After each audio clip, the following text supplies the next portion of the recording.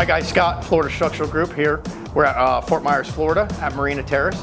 This is one of the projects, like I told you before, we get to tag team. We actually did the dock here, and then you can see the building restoration behind us. So here at Marina Terrace, we were responsible for rebuilding the whole dock, all the finger piers, the mooring pilings over there, and then we also did this pavilion here with a new roof.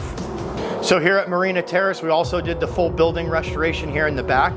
So if you can check out behind me, we did new screens, we painted the areas we worked on, waterproofed all the lanais, painted it, called it a day.